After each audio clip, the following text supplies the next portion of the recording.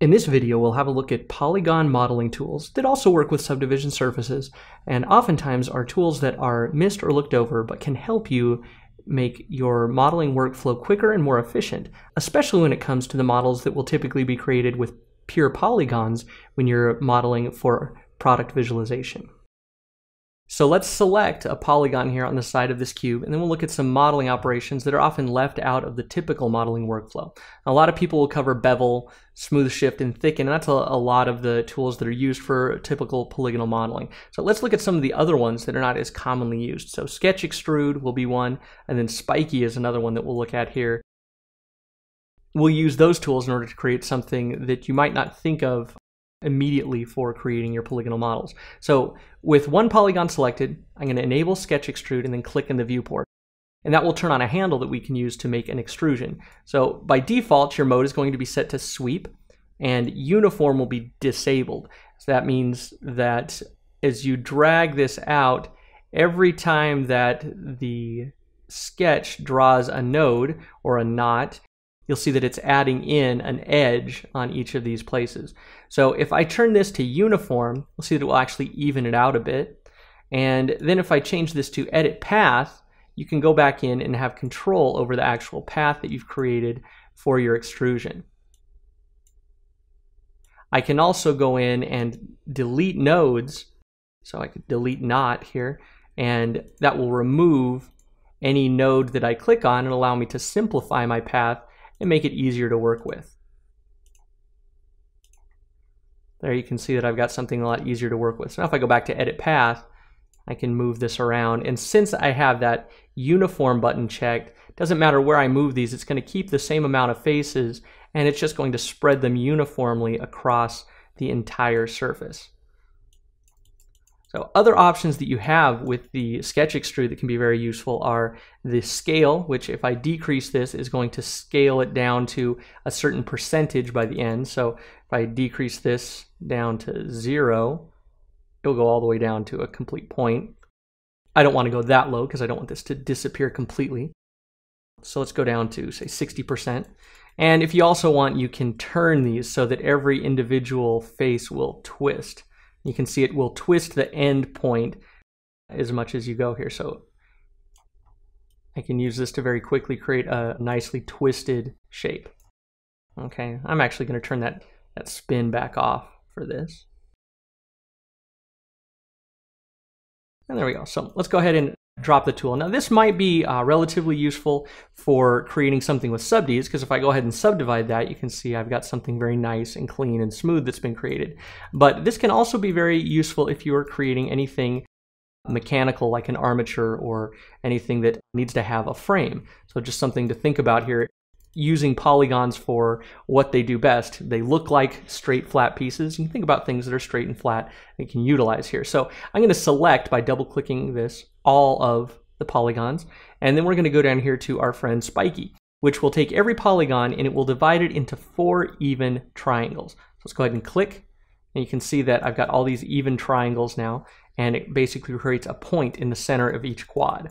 So now I'm going to hop over to my bevel tool, and I can just bevel this inwards. If I turn off group polygons, and it will allow me to do this. But another tool that you may want to use if you're not working with actual extrusion along with your bevel is the Inset Tool. We have Shift and Inset here, which are actually parts of the Bevel Tool. So just something to think about. You can split apart your beveling workflow actually into the 2 distinct parts. So if I do that and click, you can see that I have control over the inset on each of these, which is just part of the bevel tool. And this can allow you to have a little bit more control than you would just over the bevel, because you can simply click and drag and you don't have to worry about the handles being there. So in this case, I'm just going to bevel it inwards a little bit and cut out those faces that are there. And in this case, I think I'm just going to grab the whole top here and get rid of it. So let's just cut that out. And now I'm going to double click on this to select it. I'm going to go back to my thicken tool, and I'm just going to pull everything here outwards just a little bit. Now you can see I've created a really nice framework very quickly. Now this can be useful as you're creating models for things like your background props, things that might appear in reflections. So in order to show something like that for creating a simple prop, so for something for a background like a rig that would be holding a light or a camera or something like that, I'm going to go ahead and hold Shift and create another cube here. And then I'm going to go to Polygons, select the top polygon, use the Bevel Tool and just drag that up. And let's go up a little bit higher. And in this case, I'm just going to add in some segments in order to make it relatively even. I think 9 ought to about do it. And then I'm going to cut off the top there so we have a nice open face. And I'll do the same on the bottom in this case, just cut that out. And double click on those pieces there. And let's go back down to the Polygon tab, choose Spiky and click, choose Inset, click and drag to get the right amount of inset here. And then cut out what I've got left. Now in this case, I have double-sided polygons turned on. So if I look at this in a non-wireframe view, you can see that I get the depth of that rigging without having to thicken it. So if you're just using this for something like a reflection, something like this can really help to add a lot of oomph and a lot of emphasis to your reflective objects. So I could take a couple of these. Let's go ahead and take this and copy and paste it and move it over. And I could hang something like lights if I'm using polygonal lighting down in between these. And then if I see this in a reflection, I'll see the effect of a real constructed lighting rig in my scene. Remember that when you're modeling with polygons, one of the keys is to not show the polygons. That might seem like something problematic, but really as long as you're keeping polygons flat, that's not a big deal. So let's go ahead here and look at some things that might be problematic. A lot of these are going to be up in the Deform tab, and anything with soft by it is probably going to be an issue. Usually smoothing, also an issue, because it's going to be taking those polygons and it's going to try to make them appear something other than flat. And that's when you'll really run into problems with polygons, is when you don't have flat polygons.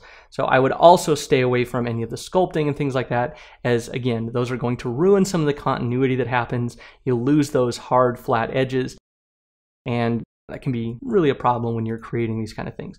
Now, one thing that you will want to consider, and this is a side note because it has to do with shading, but that is going to be using rounding. You'll see here I have a 20 millimeter rounded edge here. Let's actually increase that a little for this. We'll go to 50 millimeter.